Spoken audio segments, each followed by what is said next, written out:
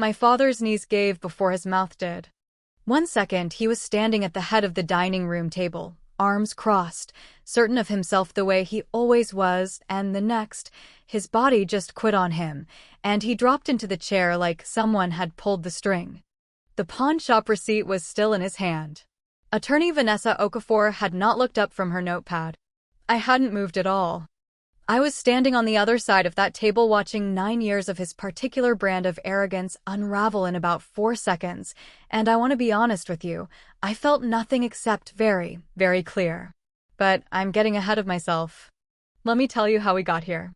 If you want to hear how a 9-year-old's guitar became the thing that finally brought my father to his knees, subscribe. These stories are going to keep coming, and you don't want to miss them. It was a Tuesday afternoon in early March when I walked into Attorney Okafor's conference room for the second time in 6 weeks. The room smelled like old paper and cold coffee. A paralegal I didn't know set a glass of water in front of me and left without saying anything. I had 2 folders in my bag, one with the bank transfer records, one with the pawn shop receipt that a stranger at the shop had been kind enough to pull for me after I explained, very calmly, exactly what had happened to my daughter's guitar. I was calm because I had been preparing for this specific moment for longer than my father had any idea. What I hadn't told anyone, not my mother, not my sister, not even my closest friend, was that this wasn't the first time I had sat across from Vanessa Okafor. The first conversation had started 6 months earlier, and it had started because of something much smaller than a guitar. To understand what happened in that conference room, you need to know what the 4 years before it looked like. My name is Dana Reyes. I am 37 years old. I work as a family law paralegal at a mid-size firm downtown, which means I have spent the better part of a decade watching families come apart over money, property, and the specific cruelty that only blood relatives seem capable of. My daughter, Cleo, she turned 9 in November, is my biological child from a relationship that ended when she was 2. Her father and I have a straightforward parenting arrangement and no ongoing conflict. That part of my life has been clean for years. My father is Gerald Reyes. He and my mother, Vivian Reyes, divorced when I was 22. They had been together for 26 years. My mother is still my mother. My father is still my father. But the man who showed up after that divorce, the one who started dating a woman named Brenda Fallows 8 months after the papers were signed, that man has been a stranger wearing my father's face ever since. Brenda is not my stepmother. I want to be precise about that. My father and Brenda have never married. She is his girlfriend. She has a son from her previous marriage, a 15-year-old named Corey Fallows. Corey has no legal or biological connection to me or to Cleo.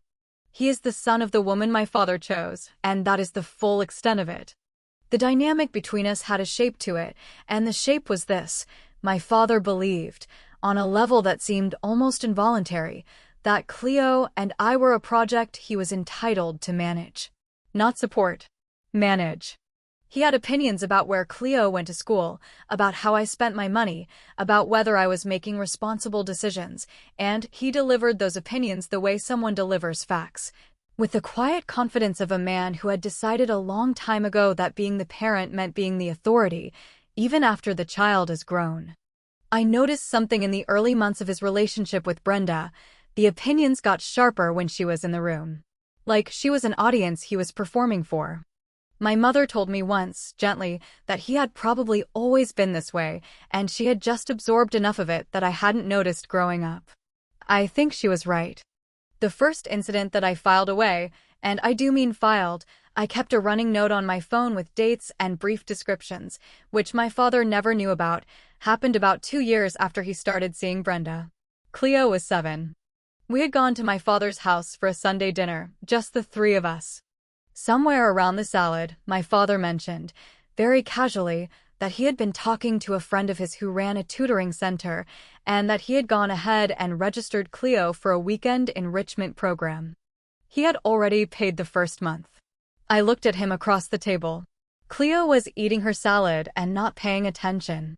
I said, calmly, that he should have asked me first. He said, his voice carrying that particular patience that was really just condescension in a jacket, "I'm trying to help, Dana. You're always so stretched thin." I didn't argue. I called the tutoring center the next morning, explained I was Cleo's legal guardian and that the enrollment had been made without my authorization, and had it canceled. The refund went back to his card. He never mentioned it again, but after that, Brenda stopped making eye contact with me at dinners. That was the moment I understood what he was afraid of. He wasn't afraid I would fail.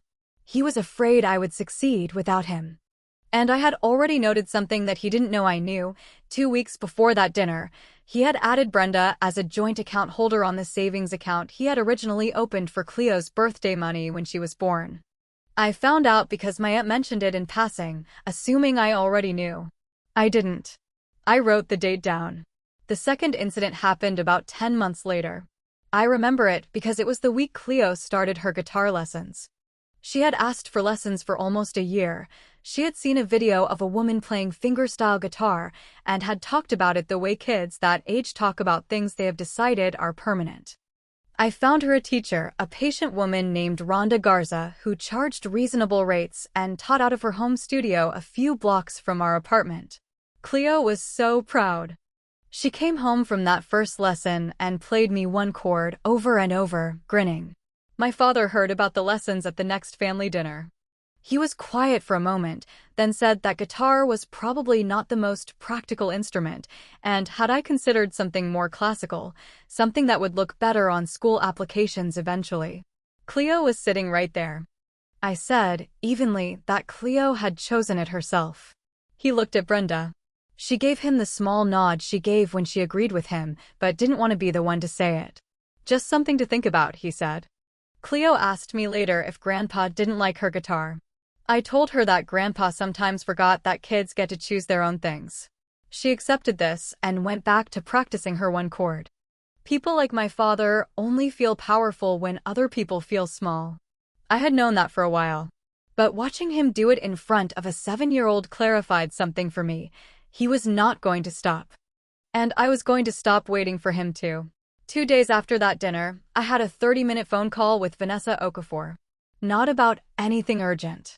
Just to understand what documentation I should be keeping, and what it would look like legally if a grandparent began taking actions related to a minor child without parental consent. Vanessa was thorough and unhurried, and she told me 3 things to do immediately. I did all 3 of them that week. The third incident happened this past fall, and it was the one that changed the temperature of everything. Cleo had been saving for a guitar of her own for 18 months. This was entirely her idea. She had decided, sometime around the beginning of the previous year, that she wanted a real guitar, not a beginner instrument, but a proper one, the kind Rhonda had said would last her through adolescence if she took care of it. The guitar cost $900. For an 8, then 9-year-old to arrive at that number and decide she would earn it herself was something I couldn't talk her out of, and, honestly, I didn't try very hard. She did yard work for 6 families in the neighborhood. She kept a small notebook where she tracked her hours and her earnings in her careful, uneven handwriting. She hit her number in October. We bought the guitar together on a Saturday. Cleo carried it to the car herself. She took it to my father's house 3 weeks later at Thanksgiving because she wanted to show him. She was proud. She wanted him to be proud too. I left her with him for 2 hours while I helped my aunt with something across town. That was the last time Cleo's guitar was in that house. My father sold it to a pawn shop on a Monday. He told Cleo, when she asked where it was, that he had made a decision and that kids were resilient and she would survive. He gave the cash $920 because the shop gave him a small premium directly to Corey Fallows, Brenda's son, because Corey had apparently mentioned wanting a gaming setup and my father had decided that was a more pressing need. Cleo called me from his kitchen. She was 9 years old and she was trying very hard not to cry, and I could hear it in her voice, that specific effort children make when they are determined to be brave about something that is devastating them. I picked her up within 20 minutes. I did not argue with my father that day. I was already past arguing. What he didn't know was that I had been building something quietly for 6 months, and the guitar had just handed me exactly what I needed to finish it. By that Friday, the pawn shop receipt was in my bag, the bank transfer records were in a second folder, and Vanessa Okafor's assistant had confirmed our appointment for the following Tuesday. I didn't know yet exactly how it would end, but I knew that when I walked into that conference room with those two folders, my father was going to understand, for the first time, that the woman he had been managing for the past 4 years had been, the whole time, one step further ahead than he thought. Vanessa Okafor had a habit of letting silence do the work. She would set a document on the desk between us, fold her hands, and wait, not impatiently, just with a stillness that communicated she had all the time in the world and that the next move was yours. The first time I met her, I thought it was a lawyer thing. By the third meeting, I understood it was just her. That Tuesday, 6 days after I picked Cleo up from my father's kitchen, I sat across from Vanessa and laid both folders on her desk. She reviewed the bank transfer records first, then the pawn shop receipt. She went through them the way she went through everything methodically, without expression, and then she set them side by side and looked at me. Her voice was measured. He sold property belonging to a minor child without parental consent and transferred the proceeds to an unrelated third party. I said I was aware. That's not a family dispute, she said. That's conversion. Possibly theft by taking, depending on how the property transfer is characterized. I had known this before I walked in. I work in family law. I had looked up the statute the same evening I picked Cleo up, sitting in my car outside my apartment building while she slept in the back seat, her head against the window. But hearing Vanessa say it out loud made it more solid, the way legal language does, turning something that happened into something that can be addressed. What I hadn't told Vanessa yet, and what I told her that afternoon, was about the savings account. The one my father had originally opened for Cleo's birthday money when she was born, the account I had found out, through my aunt's offhand comment, that he had added Brenda Fallows to as a joint holder. That account still had Cleo's name on it as the named beneficiary. My father was the custodian. He had changed nothing officially. He had simply added a second adult to a custodial account that held money that was, by its original designation, meant for my daughter. Vanessa set her pen down at that point. That was new. I had not seen her set her pen down before. She said, carefully, "How much is in that account?" I told her, $4,612. The last balance I had access to, because my aunt had been copied on an old statement 3 years prior and had, for reasons that were probably just her general cheerful disorganization, kept the paper and shown it to me without realizing I hadn't seen it. Vanessa picked her pen back up. "We're going to need to move carefully," she said. And quickly. I had been keeping a second thing private, something I had not told my father, or my mother, or my sister, or anyone except my financial advisor. A careful and quiet man named Bernard Fitch who had been helping me manage a small real estate investment I had made 3 years earlier. One property. A duplex in a neighborhood 20 minutes from where I grew up, purchased when the market was still manageable and I had a specific window of timing that would not come again. I had put down $62,000. The property was now worth, by Bernard's most recent estimate, $118,000, with both units rented and generating steady monthly income. My father did not know this existed. Neither did Brenda. Neither did anyone in my family except my mother, and my mother had kept it the way she kept everything I asked her to keep quietly, without discussion, with the specific loyalty that is its own kind of love. I had kept the property private because I understood, without anyone having to explain it to me, what my father would do with that information. He would reframe it. He would say I had been irresponsible with money, that I was taking risks, that someone should have been consulted. He would find a way to make it about his authority and my failure to seek it. And if Brenda knew, Brenda would find a way to leverage it. I had watched her work long enough to know her pattern. The timing had also been deliberate. I was planning to use the equity from the property to seed a formal college fund for Cleo. A 529 account. Bernard and I had been working through the structure for 2 months. The plan was to have the account established by Cleo's 10th birthday in November. That gave me approximately 4 months. That was the timeline my father had just disrupted. I didn't tell Vanessa any of this in the first meeting. She didn't need it then. But I knew, driving home that Tuesday, that the guitar had changed the calendar. Whatever I had planned to do quietly, by November, I was now going to need to do faster. The close call came 11 days later, at my mother's house. My mother, Vivian Reyes, makes Sunday lunch the way she has made it for 30 years. Too much food, the same 4 dishes, and an open-door policy that means whoever shows up gets fed. My sister Adrienne had come with her husband. My aunt was there. And my father had stopped by, which he sometimes did, their divorce having arrived at that particular civil detachment where they could occupy the same kitchen without incident. Cleo was in the backyard with Adrienne's youngest. I could hear them through the screen door. My father was in a good mood. That was always the version of him I found hardest to read, because his good moods had a texture to them, expansive, generous, slightly too comfortable, like a man who has decided, for the afternoon, that everything is fine and everyone should agree. He was talking to my aunt about property values. He did this periodically. He had sold a commercial property years ago, and it had given him a confident relationship with the topic, the kind of confidence that comes from having done a thing once and assuming that means you understand it comprehensively. He said, to no one in particular, I keep telling Dana she should be looking at real estate. Best thing a single mother can do. Put your money somewhere it works. My aunt looked at me. I could see her deciding whether to say something. I said, easily, I'll think about it. My aunt's mouth opened slightly. I held her gaze for exactly 1 second, just long enough for her to read the message, and her mouth closed. My father nodded, satisfied. You've always been cautious. Nothing wrong with that. But money sitting in a savings account doesn't do anything. I thought about Bernard Fitch and the rental income that had deposited into my account 4 days prior. I thought about the 529 account paperwork sitting on my kitchen counter at home, partially completed. I said, you're right. I'll look into it. He smiled and went back to his food.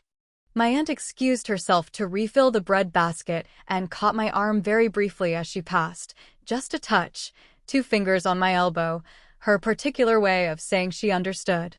After lunch, while my father and my sister's husband were watching something in the living room, I stepped onto the back porch and called Bernard. I told him we needed to move the college fund timeline up by 6 weeks. He asked if something had changed. I said yes, and that I would explain when I saw him, but that I needed the documentation ready to execute by the end of the month. He said he could make that work. I stood on my mother's back porch and watched Cleo chase Adrienne's youngest around the yard, and I thought about how close my father had just come to the truth, standing in that kitchen, smugly certain he was giving me advice I had never thought to take. I had come that close to losing everything I had built. 3 weeks passed. Bernard and I completed the 529 paperwork. Vanessa's office sent me a preliminary letter outlining the grounds for a civil claim related to the guitar conversion of a minor's property, and flagged the custodial savings account as a secondary matter warranting a formal demand letter to my father's address. I signed the authorization for the demand letter on a Thursday morning, before work, sitting at my kitchen table with Cleo eating cereal across from me. She had started practicing on Rhonda's studio guitar during her lessons, which Rhonda had offered without Cleo asking, and that small kindness had held my daughter together in a way I hadn't known how to do myself. Cleo didn't mention her guitar at home, but sometimes in the evening I would find her sitting on her bed, holding her hands the way she held it when she played, fingers shaped around nothing. I signed the letter. I initialed the account documentation. I texted Vanessa, signed and scanned, sending now. Her response came 4 minutes later, received. Moving forward, the demand letter was scheduled to reach my father within 5 business days. Vanessa's plan was to give him the opportunity to respond before we escalated standard procedure, and also, she explained, important for the record. It would show that he had been given the chance to make things right. What he did with that chance would become part of the documentation. I was prepared for him to ignore it. I was even prepared for him to call me and be angry. What I was not prepared for was Brenda. She called on a Saturday morning. I almost didn't recognize the number. She had never called me directly before. We had existed, for 4 years, in the specifically managed distance of people who tolerate each other at dinners. Her voice was calm in the way that means the opposite of calm. I think we should talk. I sat down at the kitchen table. Cleo was at Rhonda's for her lesson. The apartment was quiet. I said, "All right." She said that she was aware there had been some kind of letter. That Gerald, she always called him Gerald, not your father, that Gerald was very upset, and that she felt it was worth having a direct conversation before things got further out of hand. I asked her what she wanted to say. Her tone shifted into something softer, more careful. "Dana, I think you understand that Corey has had a difficult couple of years. His father has been largely absent, and Gerald has been a real anchor for him. The guitar money, I know how it looks. But Corey needed that, and Gerald was trying to be there for him in a real way." I let that sit for a moment. Then I said, "My 9-year-old worked for 18 months to earn that guitar." Silence. "She did yard work," I said. "For 6 families. She kept a notebook. She tracked her hours. She bought that guitar herself. And your son needed a gaming setup." I heard Brenda exhale, something between a sigh and a regroup. "Kids are resilient." "Don't," I said. Quietly. Not loud. Just flat and completely certain. Another silence. Longer. Then Brenda said something I had not expected. Her voice dropped, and some of the management came out of it. "He's going to fight this, Dana. You know that. And if it gets ugly, I don't know that you want your whole financial situation becoming part of the conversation." There it was. I understood immediately what she was doing and why. She didn't know about the duplex. She couldn't have. But she knew something or suspected something, and she was testing. Watching to see where I flinched. I did not flinch. I let the silence run. 5 full seconds. Then I said, pleasantly, "I'll see you soon, Brenda." I ended the call. I sat at the table for a moment. My hands were completely steady. In my chest there was something that was not quite fear and not quite excitement, but lived in the space between them, that particular feeling of understanding that a thing has moved into a new phase, and there is no returning to the previous one. I picked up my phone and called Vanessa Okafor. Her assistant answered. I said I needed to speak with Vanessa directly when she had a moment, that the timeline had changed and there was a new development she needed to know about. Vanessa called back 11 minutes later. I told her about Brenda's call. I told her about the implied threat regarding my financial situation. I told her that I believed my father's household was aware of the demand letter and had made a strategic decision to intimidate rather than comply. Vanessa was quiet for a moment. Then, "That call is important. Do you remember the time?" I looked at my phone. 9:47. Good. I could hear her writing. "I want you to write down everything she said, as close to verbatim as you can, and email it to me today." I said I would. "Dana." Her voice was steady and specific. "I want you to understand something. She just handed us a material piece of this. A threat to expose financial information in response to a legitimate legal demand. That's not nothing." I said I understood. "We're going to move the meeting up," Vanessa said. "I want everyone in a room. Gerald, ideally with his own representation. You. Me.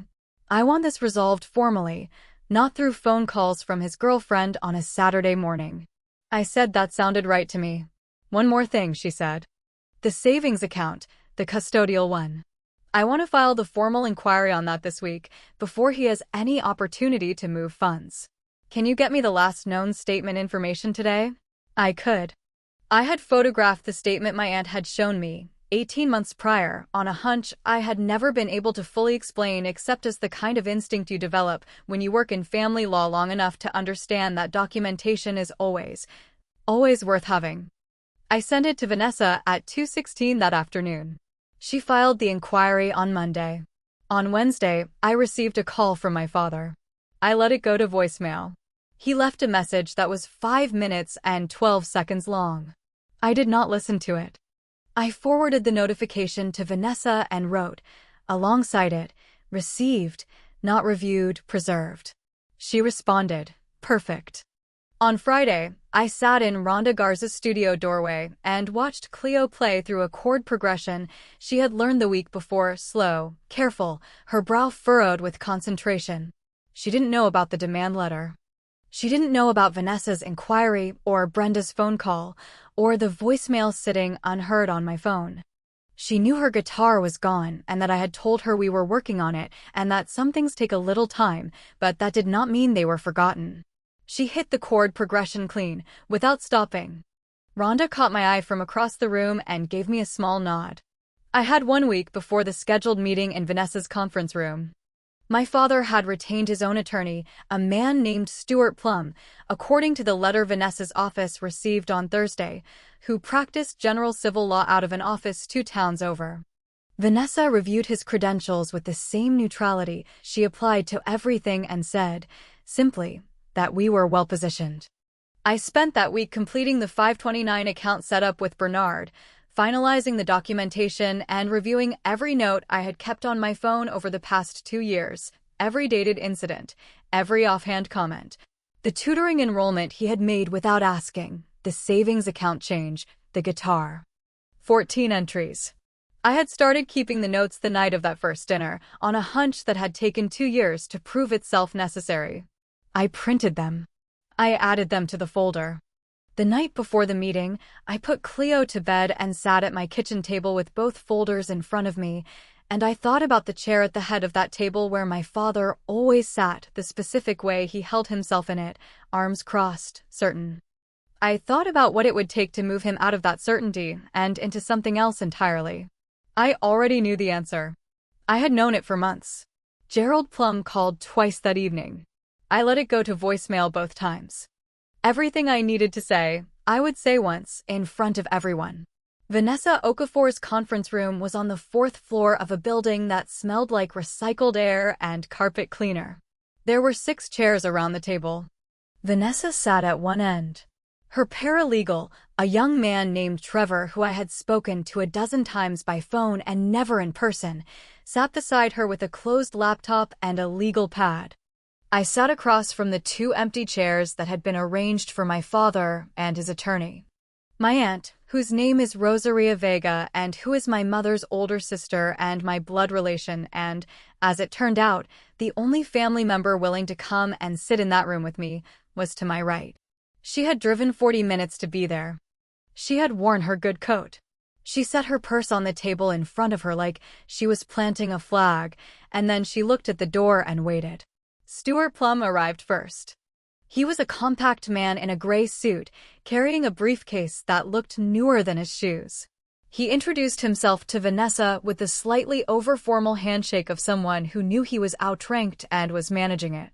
He sat down, opened the briefcase, and began arranging papers in front of him in a way that suggested he was hoping the arrangement of papers would communicate something reassuring. My father came in 2 minutes after. He was wearing the blue jacket he wore to anything he considered important, family dinners, baptisms, anything that required him to signal that he had dressed for the occasion. He glanced at Stuart Plum's arrangement of papers. He glanced at Vanessa. Then he looked at me, and something moved across his face that he corrected almost immediately, not quite surprise, not quite unease, but something adjacent to both. He sat down. He crossed his arms. He said, to the room in general, I assume we can resolve this without it getting any further than this table. Vanessa looked at him the way she looked at everything. That's the intention, she said. Shall we begin? It was not a question. I looked at the folder in front of me. I had waited a long time for this moment.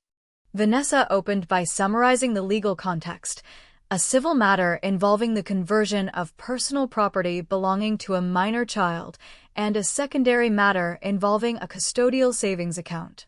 She spoke the way she always spoke, without inflection, without hurry, as though she were reading a weather report. Stuart Plum took notes. My father sat with his arms crossed and his jaw set, the specific posture of a man who had decided in advance that he was being treated unfairly and was not going to let the room forget it. Then Vanessa said, Dana, would you like to begin? I said yes. I opened the folder and slid the pawn shop receipt across the table. Not dramatically. Just set it in front of my father the way you set a bill in front of someone at a restaurant. That's the receipt, I said. Date, item description, and the sale price. $920. I've had it since the Monday after Thanksgiving. My father looked down at it. A pause, 2 full seconds, and then he looked at Stuart Plum instead of at me. Stuart Plum cleared his throat. My client acknowledges that the guitar was sold. His position is that as Cleo's grandfather and a figure of parental authority in her life. He has no parental authority, I said. Calmly, the way Vanessa had taught me by example. Cleo has 2 biological parents. Neither of them is Gerald Reyes. He is her maternal grandfather. That is the full extent of his legal relationship to her. Stuart Plum looked at his papers. My aunt, to my right, set her hands flat on the table. My father's jaw tightened. I made a judgment call. As someone who has been present in that child's life since the day she was born, I made a judgment call about what was needed and what wasn't. Kids don't need $900 guitars. I let that sit for a moment. Then I said, she earned it. 18 months of yard work. She kept a notebook with every job and every dollar. She was 9 years old. Something moved through the room. I saw Trevor, Vanessa's paralegal, look down at his legal pad. My father's voice went to that particular patience. Kids are resilient, Dana. She'll be fine. I know she'll be fine, I said. That's not what we're here to discuss. I reached into the folder and produced the second document, the bank transfer records. I slid them across. This is the transfer, I said. $920 from the pawn shop to your account on the 30th of November. And then I touched the second page. This is the transfer from your account to Brenda Fallows' son, Corey, on the 2nd of December. 3 days later. My father looked at the papers. The color started moving out of his face, not all at once, but in the way color leaves when a body is redirecting resources somewhere more urgent. Stuart Plum leaned over and looked at the transfer records. He said, quietly, to my father, "Did you document this as a gift?" My father said nothing. Because if there was no gift documentation, Stuart Plum said, still quietly, the transfer is. I know what it is, my father said. His voice had gone flat. Rosaria, beside me, did not move or speak. But I felt her presence shift, the way someone's attention sharpens when they understand that what they're watching is real. Vanessa said, the combination of these 2 documents, the pawn shop receipt and the transfer records, establishes that Gerald Reyes converted property belonging to a minor child without parental consent, sold it, and transferred the full proceeds to an unrelated third party. This constitutes conversion under civil law. We are prepared to file. Stuart Plum said, my client is willing to discuss restitution of the original value. I said, $900. My father looked at me. Something was happening in his expression, a recalibration, the look of a man who had come into a room expecting one conversation and was realizing he was in a different one entirely. Fine, he said. $900. We can settle this today. I said, we're not finished. The pause that followed was different from the earlier ones. Shorter. Tighter. My father's arms were still crossed, but his hands had closed around his own forearms. I reached into the folder again. That was the first document, I said. I have 4 more. My father looked at his attorney. Stuart Plum had stopped writing. He was watching me with the careful attention of a man who had just recalculated something. I set the 3rd document on the table. It was a printed statement, the one my aunt had shown me 18 months earlier, the account statement she had received by mistake and kept in her cheerful disorganization, not knowing what it would become. This is a statement for the savings account you opened for Cleo when she was born, I said. The account with her name on it. As of 3 years ago, it held $4,612. My father's hands tightened around his forearms. 7 months ago, I said, I learned that you had added Brenda Fallows as a joint account holder on that account. Without telling me. Without my knowledge or consent. Stuart Plum looked at my father. It was a long look. The account was established as a custodial account for Cleo's benefit, Vanessa said, addressing Stuart Plum directly. Adding a third-party joint holder to a custodial account without parental knowledge or consent raises significant questions about fiduciary duty. We filed a formal inquiry with the financial institution 6 weeks ago. We have their preliminary response. She produced a letter from her own folder and set it on the table. My father's hand stopped mid-gesture. It had been moving toward the papers, and then it simply stopped, suspended for a moment, and then dropped to the table. The financial institution, Vanessa said, has confirmed that the account balance as of 30 days ago was $1,240. The room went still. I said, there were $4,612 in that account 3 years ago. There are $1,240 now. I'd like to understand what happened to the rest. My father's voice came out different, higher, with a tight quality, like something was pressing on it from the outside. That account has had regular expenses. I've been contributing to 9yo's. What expenses? I said. He stopped. Specifically, I said. What expenses, on what dates, for what purpose? Stuart Plum said, quietly, to my father, do you have documentation of those withdrawals? My father looked at the statement. He looked at the financial institution's letter. He looked at the room in a way that was no longer the look of a man managing a situation, but of a man trying to locate the exits. Rosaria, beside me, exhaled slowly, not loud, just a breath, and I understood it was the breath of a woman who had watched this man operate in this family for 30 years and had just watched him run out of room. Gerald. Stuart Plum's voice was very quiet now. I need to understand the withdrawal history before we go any further. My father said nothing. His hand went flat on the table. He pressed it down, as though the table needed steadying. We will be requesting a full account audit through the civil filing, Vanessa said. That process will surface the withdrawal history regardless. If there is documentation of legitimate expenditures, now is the time to produce it. Stuart Plum looked at his client. My father looked at the table. A silence. Nobody spoke for 4 full seconds. Then my father said, you're doing this because you've always needed to win. I looked at him. I let a moment go by. I'm doing this, I said, because my 9-year-old called me from your kitchen, trying not to cry, asking where her guitar was. Rosaria reached over and touched the back of my hand once. Just once. Then she folded her hands in front of her again. My father's breath changed, something in the quality of it, not quite steady. He was looking at the table now, not at me. Stuart Plum said, can we take 5 minutes? Vanessa said, of course. She and Trevor stepped out. Rosaria looked at me and I gave her a small nod, and she stood and went to the window, giving me space. Stuart Plum leaned close to my father and spoke in a low voice. I could not hear the words. I did not try to. I looked at the folder in front of me. There was one more document. I had saved it for exactly this moment. Stuart Plum looked up from his conversation with my father. He said, my client is prepared to offer full restitution of the guitar's sale price and to provide a full accounting of the custodial account withdrawals within 30 days. I said, that's a start. He paused. There's more. I said, there is. I reached into the folder and produced the final document. It was a single page.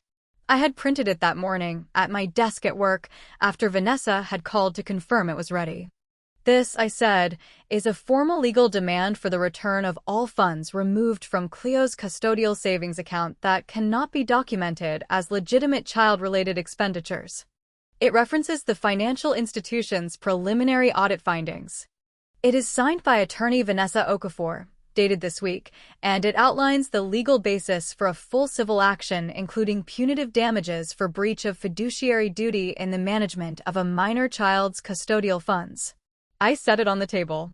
The total amount in dispute between the guitar and the unaccounted custodial withdrawals is $4,292. Stuart Plum reviewed the document. He reviewed it for a long time. My father's knees gave before his mouth did. I heard it happen, the slight scrape of the chair as his weight shifted downward, his body making the decision his mind was still refusing. He sat down without meaning to. He had been standing since the break, arms crossed, trying to reassemble the posture he had walked in with. And then, looking at that last page, looking at the number written out in legal language with Vanessa's name below it and a filing date 3 days from now, he just sat down. His hands were on the table. They were not steady. Stuart Plum said, I need to advise my client privately. Vanessa said, of course. We'll give you the room. She, Trevor, Rosaria, and I moved to the small waiting area outside the conference room door. Vanessa poured herself a glass of water from the table by the window. Trevor looked at his legal pad. Rosaria stood beside me and said, very quietly in Spanish, something that translated roughly to, "Your grandmother would have liked this." I did not say anything back. I stood at the window and looked at the parking lot below. We waited 17 minutes. When we went back in, my father was sitting in the same chair, but the way he was sitting in it was different. The arms were no longer crossed. His hands were on the table, and his attorney's notepad was turned toward him with something written on it that I did not need to read. Stuart Plum said, "My client would like to reach a resolution today." Vanessa said, "We're listening." The settlement took 40 minutes to work out.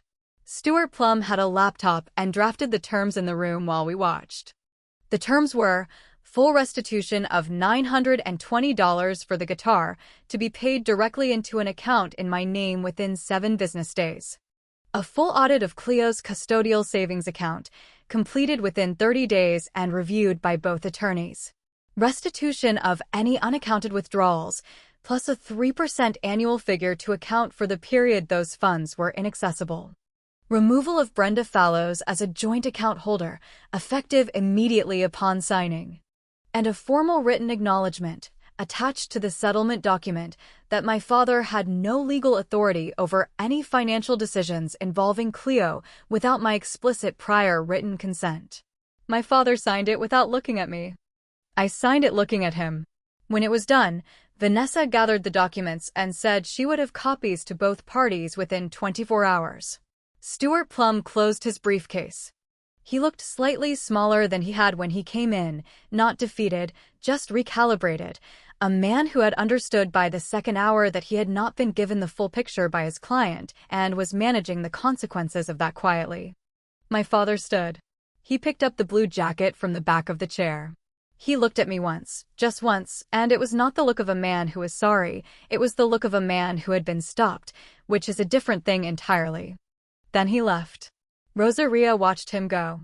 Then she turned to me and said, in the same quiet voice, "Good." That was enough. The $920 arrived in my account 6 days later. The audit took 22 days.